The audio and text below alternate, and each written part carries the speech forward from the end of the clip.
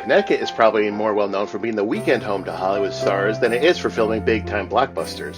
But there's a niche cottage industry that takes advantage of what our towns and cities are best known for: charm. Throughout the state, movie crews film Christmas movies that millions of people enjoy every holiday season. We're speaking with Ellen Wolf, the brand director with the State Tourism Office, about the Connecticut Christmas Movie Trail.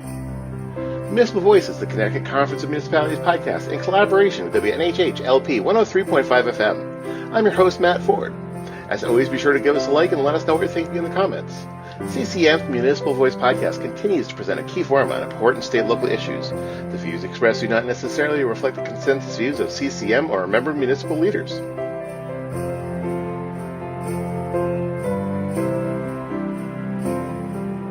Ellen, thanks for joining us today.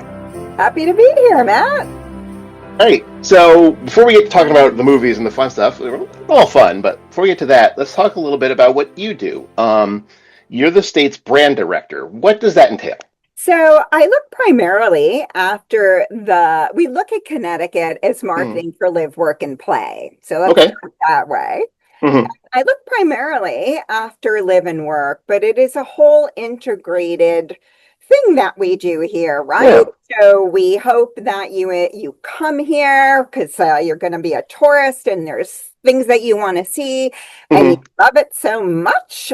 You've had such a great time that, I think I might want to consider living here. And then I need to also check out career paths and things that I can do here. So it's the whole package that influences one another. And that's really what I look after, is the whole package in terms of marketing Connecticut as a place to live, work, and play. Yeah, that's really cool. So it's not just get a tourist in and then say bye. It's like we want them to come and check it out. Yeah. And it's our whole image as a state. Absolutely. We want you to come and live here and learn what an experience, what a terrific place it is to raise a family or, embellish and your career path. And while we're on that subject, one of the most remarkable things is that in Connecticut, there are so many career paths you can take. And I find myself talking to so many people with so many different stories of pivoting their career path. And we're a very unique state in that regard, because not all states have so many different industries that are really ripe with growth and innovation and where you want to be. So I find that fascinating and something to be really proud of. Yeah, that's cool. And it's interesting to me, I'm hearing you talk about the live, work, play sort of idea, because, a few years ago, we were talking sort of about like Connecticut was still revolutionary was sort of the slogan that was going around. Matt, for me, I swear. I had nothing. That was a campaign for a while, but this one kind of seems more forward thinking. Was there something that changed in the state that kind of precipitated that, or was it just a change in thinking of how to reach people? Sort of all of the above. There were some new people like Anthony, who is the chief marketing officer, and pretty much, and I, along with Anthony, we had the opportunity to look at the state in a different way. And it's not that predecessors or different situations kind of realized, well, we had outgrown still revolutionary, or what was the intention behind still revolutionary. But, the Benjamins talk, right? So the budgets being as they were, there wasn't always an opportunity to do that. Yeah. And then a couple of things came together where there were some additional federal monies and some new blood and chemistry with the people in marketing office.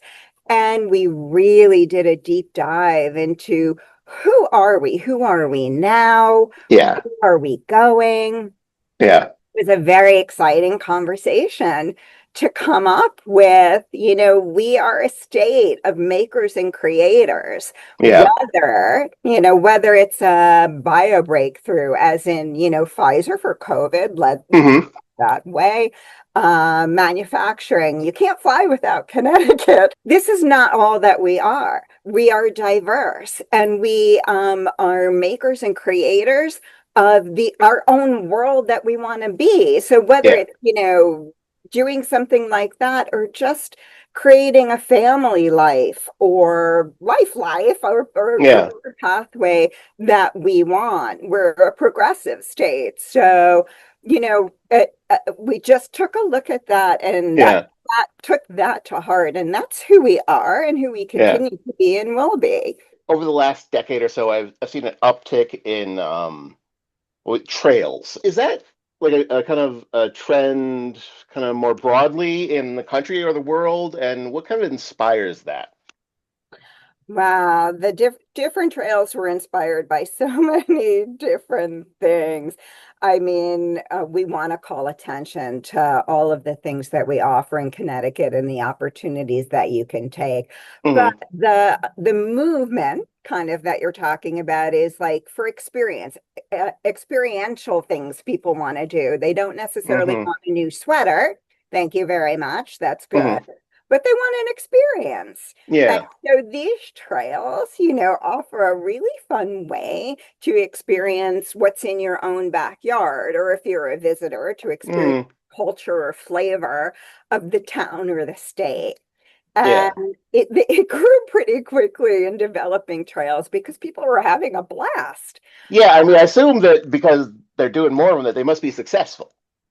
Very Like, successful. you wouldn't do more of them if the first one flopped. Right. Yeah. They're bringing in tourists, they're bringing people out of their doors. Residents are becoming tourists, Yeah. and really enjoying all of these things. I mean, obviously everyone knows about pizza.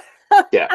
So visitation has grown exponentially to New Haven. Did you know that of the 10 most traveled spots, Hmm. including countries, that New Haven is now in that top 10 list of Hmm. go-to destinations. And that's because of the pizza trail and all of the excitement I'll uh, take it. around it. That's Listen, that's so cool. you gotta check it out. It's our great pizza isn't only in New Haven, but it certainly is the nucleus. Yes, it is. Oh, sorry. I live near New Haven. Don't have to. So, but the trail that I had you on today to talk about is the Christmas trail. I know there's some presents behind you. I see snow in the background, so very These are appropriate. actually my colleagues' presents, or that I'm giving to my colleagues that I brought in early today. And I'm like, this is Ooh, just perfect. a little decorative back there. So it's the Connecticut Christmas Movie Trail. Yes. So tell us a little bit about this and how it came to be.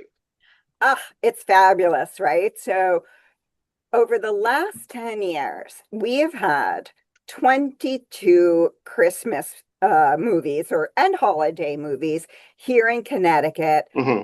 Putnam, all the way down to Greenwich.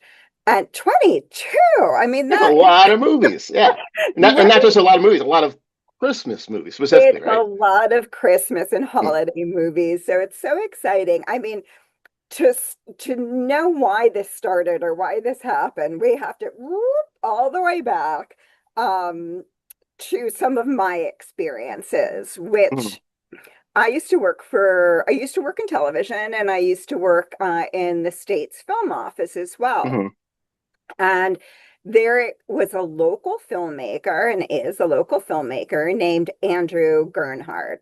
Mhm. And he started out doing, campy horror films. And Mhm. throughout the year, I was a big fan of, local hero guy. Yeah. And throughout the years, he, had this nice trajectory into Christmas movies, got contracts with Hallmark, and Mhm. became, one of their most prolific Hallmark Mhm. movie makers. Yeah. But he was also involved, as were other people, Melissa Joan Hart, involved Mhm. in bringing holiday movies here. Uh, Yeah. and my husband is a big fan. Mhm. So I was forced to, because I'm a good wife. Yeah.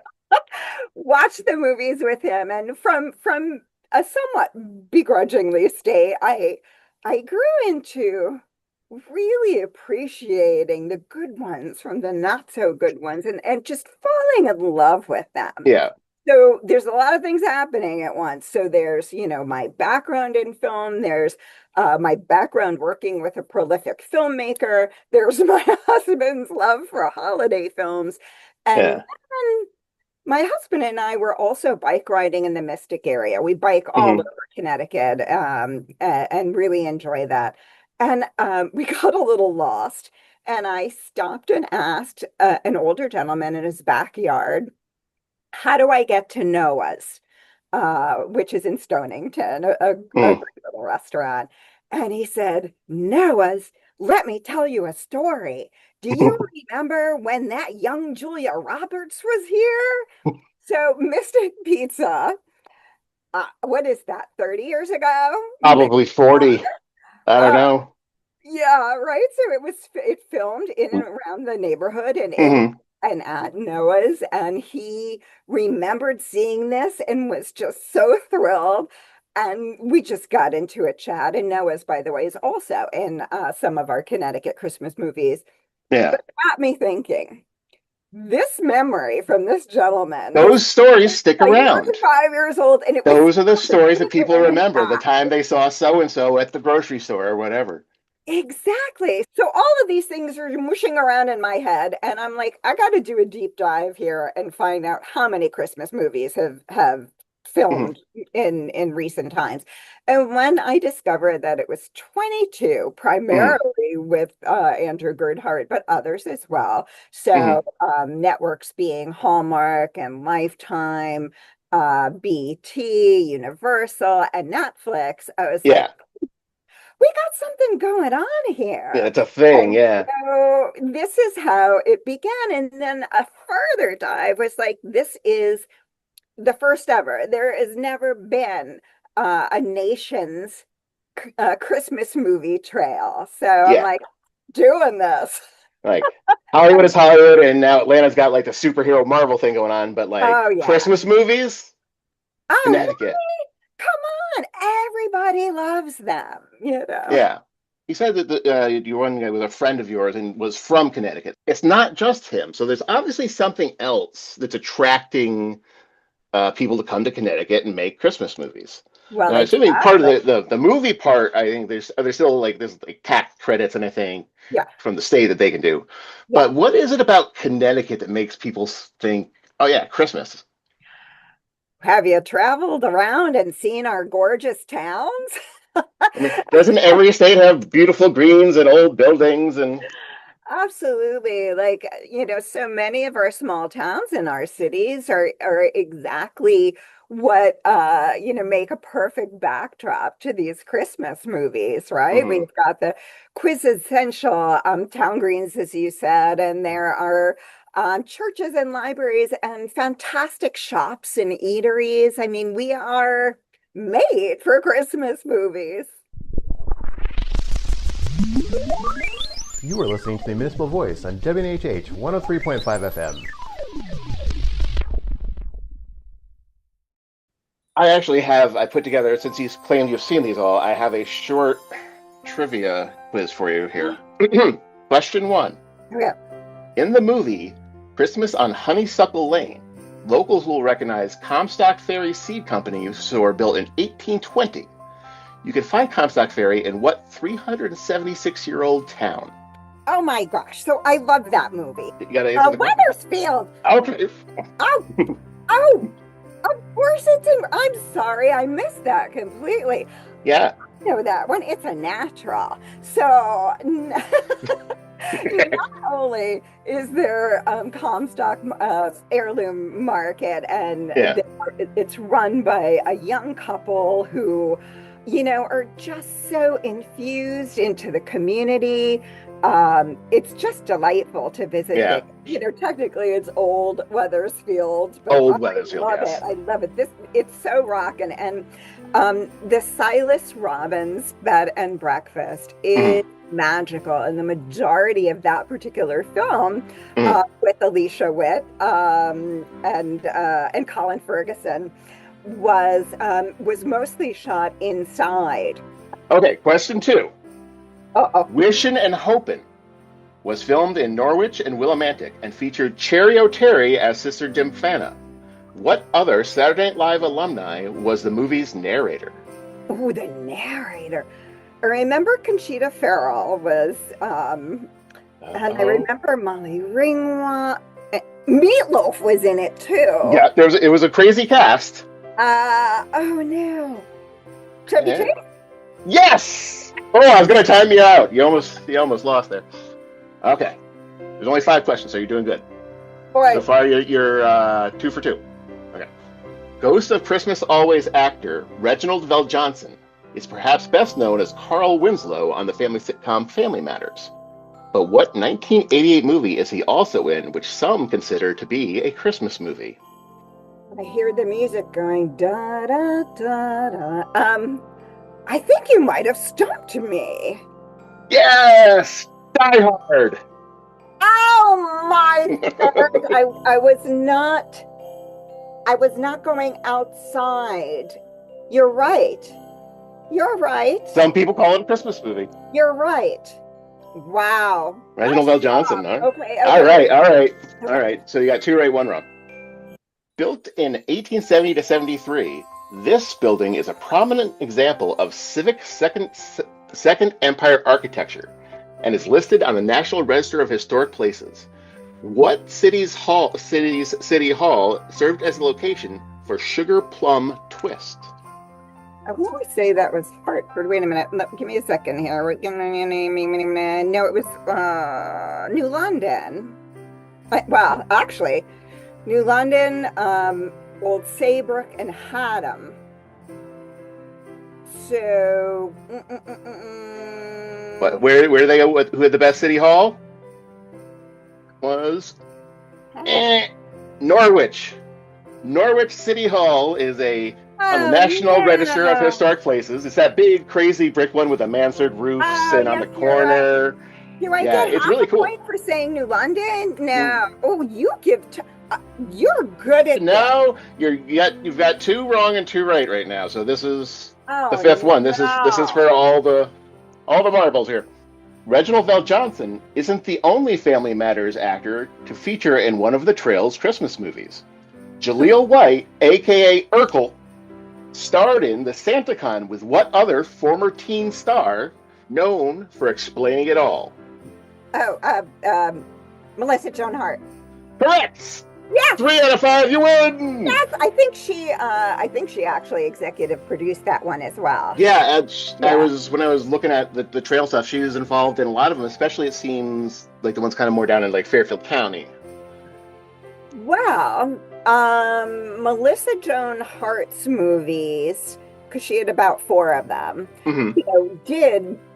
so she did live in Fairfield County and kind of keep it close. Yep. And then subsequently, there's quite a few in Mystic. Okay. I have one more question. This isn't a trivia question. This is a personal question. Do you have a favorite of the Christmas movies? I have a couple of favorites for different reasons. And one that, so one that you already mentioned again, strangely, was not strangely, lovely, was Honeysuckle Lane, just because the love in Wethersfield, just particularly, like you said, Heirloom Market and Silas Robbins. I got to know Olga and Dimitri, who are the owners of that particular inn, and that's cool. The community there is just so striking. So I love that the movie showed it off. One of my favorites that I just saw right now, I just watched it now, but like 2 days ago, was Stop Christmas. Okay. And this has a couple of Easter eggs with referring to Back to the Future. And it made lovely, well, first of all, it starred Lindsay Fonseca and Chandler Massey. Chandler's been here Chandler and Lindsay. have both been here for quite a few movies, but what I love about, aside from the storyline, you gotta watch it, it's really fun, was it made great use of the Essex steam train, in downtown Chester, and I think they were at Saybrook Resort and Spa, and just like Yeah. they used Connecticut well. I love that one. And then I'll just say one other is One Royal Holiday. And the reason I loved that one, and that was like Woodstock, Putnam, and Hartford. The reason I like that one is that was one of the first movies in the US that opened protocols established safe protocols during COVID to be able to film. And because all of the theaters in Broadway were closed at that time, this is again one of Andrew Gernhardt's films. He actually hired legendary Broadway actors who were out of work. Who were free to be in the movie. Yeah, that's great. Laura Osnos and Aaron Tveit, and I loved the heart of that. Yeah. You came up with the trail this year, and there is a giveaway associated with trail this year. Only a few days left in the competition, but for some of the listeners, where can they find out more about this contest if they're interested in entering? Well, let me tell you about the contest. So we launched a year ago, and every year we run a contest, right, around the holiday season. And how you win this contest is go to the trail, go to any. First of all, I'd like you to see a movie. How about this? To enjoy the trail, just pick a movie and make some hot cocoa, throw in the marshmallows, and then really go and enjoy that movie by visiting all of the locations. So watch the movie first and then go see it. Exactly. Yeah. They call this set jetting. So it's I know, not jet setting, set jetting. Okay. Yeah. And it's where, people come to locations because they've seen it in the TV shows or the movies and just want to step in the footsteps of their favorite stars and live that moment. Yeah. So all you have to do is go to one of these locations or many and make a video or take a picture and then post that. And you're going to also want to tag us. I'm looking for the exact tag with CT Christmas Movie Trail. So that way we can find that you tagged it, right? We can see that you did, and then you're entered in the contest. And not only that, the map comes along with itineraries for each movie. So you can check out a whole bunch of locations and see where you might want to eat. So you could pick one or a couple and make like a little trip or more into a longer trip sort of thing. And so as you're saying, there's other spots along the way. How did you go about selecting some of those? Well, we dig into the area. So like if Mystic Christmas, for instance, there was plenty to choose from in Mystic Christmas. So you have your Sift Bakery and, all that. So these are ones that appeared in the movie. Yes. So you find places that they can see in the movie. Yes. Okay.